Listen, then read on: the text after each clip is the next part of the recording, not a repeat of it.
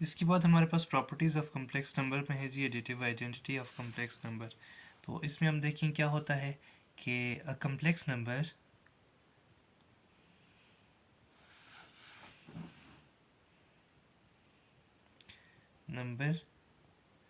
c plus d iota is said to be the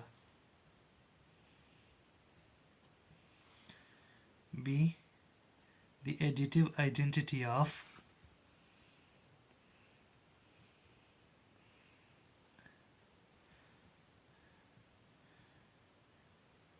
a plus b iota if कौन सी axiom को satisfy करेगा? देखें, if a plus b iota plus c plus d iota या c plus d iota plus a plus b iota is equal to a plus b iota। Means कि हमारे पास कोई भी एक कम्प्लेक्स नंबर है c प्लस डी आयोटा, वो उस वक्त एडिटिव आइडेंटिटी होगा जब वो इस एक्सियम को सेटिस्फाई करेगा। मीन्स कि a प्लस बी आयोटा में जब उस नंबर को ऐड करेंगे या उस नंबर में a प्लस बी आयोटा को ऐड करेंगे तो उस नंबर में उस पर कोई फ़र्क नहीं पड़ेगा। तो जनरली जो एडिटिव आइडेंटिटी हमारे पास कम्प्लेक्स नंबर्स की वो क्या है? वो है हमारे पास 0 प्लस 0 आयोटा। ठीक है, मतलब जो हमारे पास एडिटिव आइडेंटिटी है वो क्या है? 0 प्लस 0 आयोटा। फॉर एग्जांपल हमारे पास एक नंबर है, लेट्स सपोज एग्जांपल लेते हैं 1 प्लस 2 आयोटा। इसका हमने एडिटिव आइडेंटिटी कैसे फाइंड करेंगे? तो इसमें हम क्या चीज़ ऐड करें कि हमारे पास आंसर क्या है? 0 plus a plus B iota means क्या? 1 प्लस 2 आयोटा ही आंसर आए।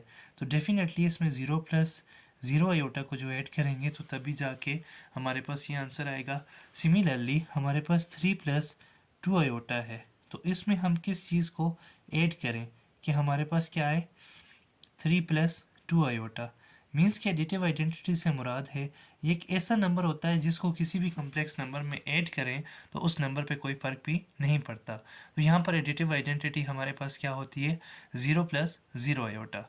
उसके बाद नेक्स्ट चीज़ हम देखते हैं जी मल्टीप्लिकेटिव आइडेंटिटी क्या चीज़ होती है।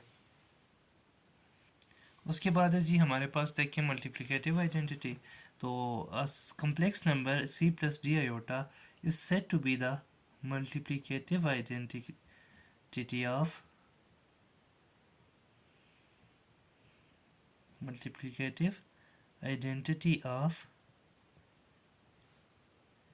a plus B iota if. अब इसके लिए क्या कंडीशन है? अब हमारे पास मल्टीप्लिकेटिव आइडेंटिटी है। अब यहाँ पर पहले हमने एडिटिव आइडेंटिटी डिस्कस की थी जिसमें हमने ऐड किया था। अब हमारे पास मल्टीप्लिकेटिव आइडेंटिटी से मुराद है कि a प्लस बी आयोटा में हम जब किसी नंबर को या इसको किसी कम्प्लेक्स नंबर से मल्टीप्लाई करें तो आंसर हमारे पास a प्लस बी आयोटा ही आए, वो जो नंबर होगा उसे हम कहेंगे मल्टीप्लिकेटिव आइडेंटिटी। या इस नंबर मल्टीप्लिकेटिव आइडेंटिटी से किसी हम a प्लस बी आयोटा को मल्टीप्लाई करें तो आंसर हमारे पास a प्लस बी आयोटा ही आए, तो इस नंबर को हम क्या कहते हैं? Multiplicative identity. और हमारे पास जो कम्प्लेक्स नंबर्स होते हैं इनकी जो मल्टीप्लिकेटिव आइडेंटिटी होती है वो हमारे पास क्या होती है? कम्प्लेक्स नंबर्स की वो 1 प्लस 0 आयोटा होती है। इसके साथ जब हम किसी नंबर को मल्टीप्लाई करते हैं तो वो उस नंबर पे कोई फ़र्क नहीं पड़ता। तो आइए चेक करते हैं with by taking an example. तो लेट्स सपोज हमारे पास एक एग्जांपल है। एग्जांपल में हमने चेक करना है जी कि 1 प्लस 2 आयोटा है कोई भी नंबर, इसको जब हम किसी नंबर से मल्टीप्लाई करते हैं, ठीक है, 1 प्लस 0 आयोटा के साथ, तो क्या 1 प्लस 2 आयोटा ही आता है या नहीं? तो चेक करेंगे जी। देखिए यहाँ पर 1 को मल्टीप्लाई करते हैं 1 के साथ तो 1 आता है, प्लस 1 को 0 के साथ मल्टीप्लाई करेंगे तो 0 आयोटा ही आएगा। सिमिलरली 2 आयोटा को 1 के साथ मल्टीप्लाई करेंगे तो 2 आयोटा होगा, प्लस 2 को 0 के साथ मल्टीप्लाई करेंगे तो 0 आयोटा होगा। ठीक है, अब नेक्स्ट देखें 1 plus 2 iota plus 0 iota 2 iota. तो अगेन देखें कि ये हमारे पास क्या आ गया? 1 प्लस 2 आयोटा आ गया। So 1 plus 0 iota is known as the multiplicative identity of the complex numbers. अब देखते हैं जी एडिटिव इन्वर्स। तो एडिटिव इन्वर्स की क्या डेफिनेशन है? A complex number, a number, complex number, okay, a number c plus d iota is said to be the additive inverse of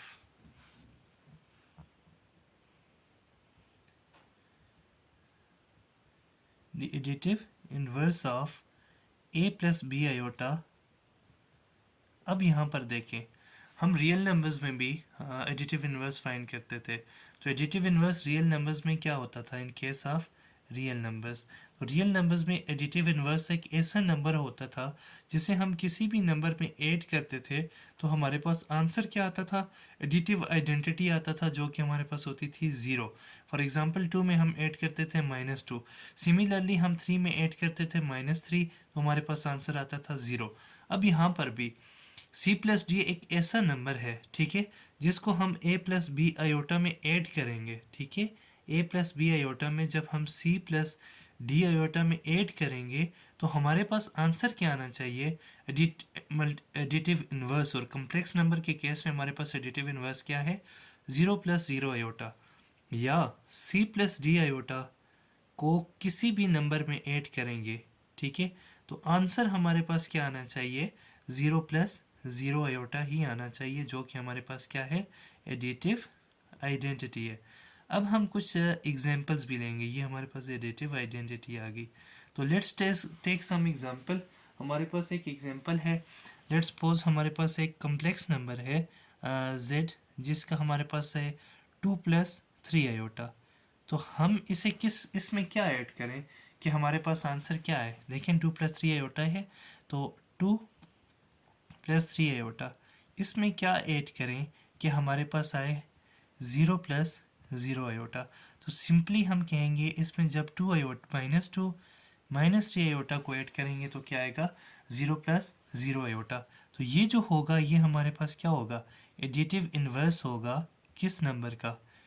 ये additive inverse होगा ऑफ दिस वन, 2 + 3 आयोटा। तो इस तरीके से हम किसी भी नंबर का एडिटिव इन्वर्स इजीली फाइंड कर सकते हैं। तो देखें, लेट्स सपोज हमारे पास z एक कम्प्लेक्स नंबर है 1 + 2 आयोटा। तो -z जो होगा वो इसका एडिटिव इन्वर्स होगा। तो -z यहाँ पर क्या आ जाएगा? तो इसको माइनस कर देंगे, -1 - 2 iota. So -z is the additive inverse of +z। ये आपने याद रखना है। ओके जी, अब कम्प्लेक्स नंबर है। कम्प्लेक्स नंबर का प्रोसेस जो मल्टीप्लिकेटिव इन्वर्स का है ये थोड़ा सा डिफरेंट है, not in same with the case of real numbers.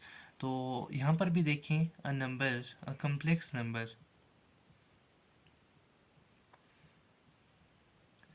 A complex number c + d iota is said to be the multiplicative inverse of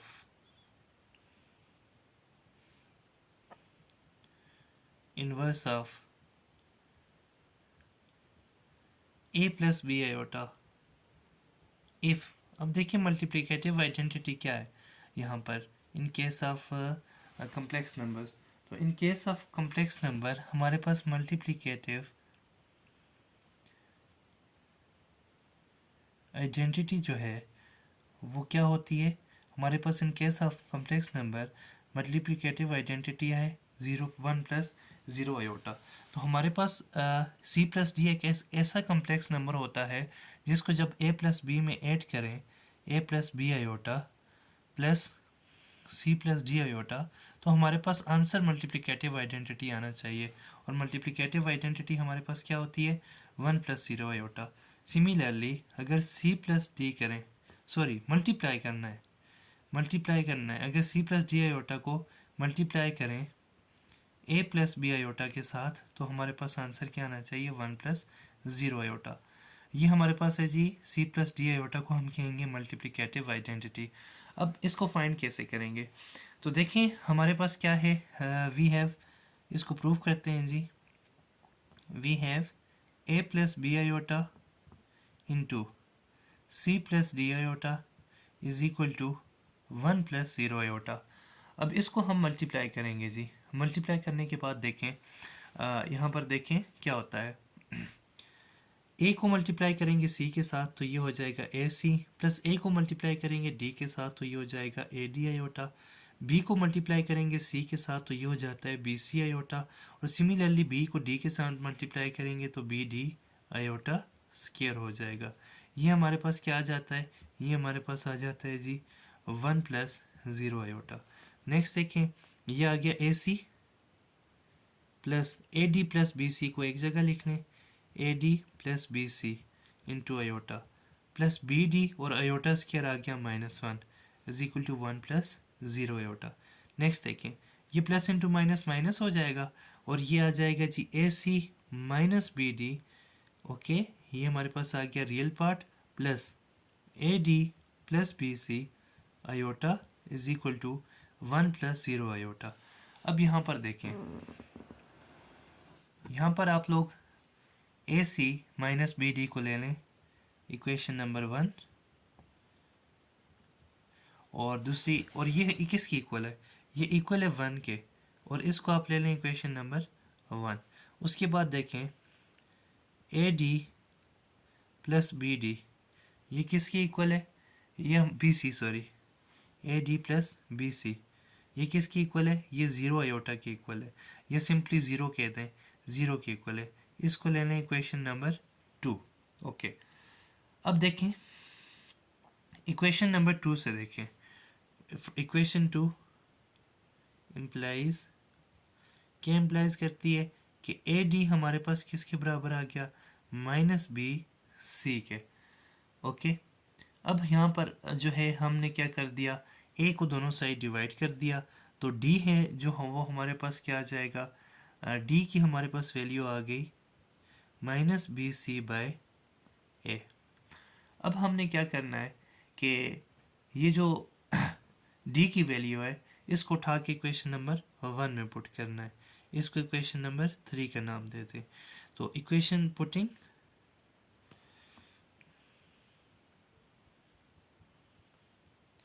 equation 3 in equation 1, ठीक है। तो यहाँ से देखें क्या होगा, इसकी वैल्यूज़ हम पुट करते हैं और you will see here that. अब यहाँ पर देखें पुट करते हैं जी, इक्वेशन 1 है ए सी माइनस बी, और डी की जगह वैल्यूज़ पुट कर दी। डी की वैल्यू क्या आई, minus B C by a is equal to 1। Next हमने क्या किया, इसको हमने कर दिया मल्टीप्लाई, ये हो गया जी ए सी minus minus into minus plus, b अंदर मल्टीप्लाई हो गया, b c square divided by a is equal to 1। अब इसका हमने ले लिया एलसीएम, ये हमारे पास आ गया ए, ऊपर हमारे पास आ गया ए स्क्वायर की plus B square C is equal to 1। अब देखें हमने क्या किया, ए को दूसरी साइड लेके, तो ये हमारे पास आ गया ए square c plus B square की इज इक्वल टू ए। उसके बाद हमने क्या करना है, इसमें से सी को जो है वो इलादा करना है, ठीक है। किसको इलादा करना है, सी को इलादा करना है।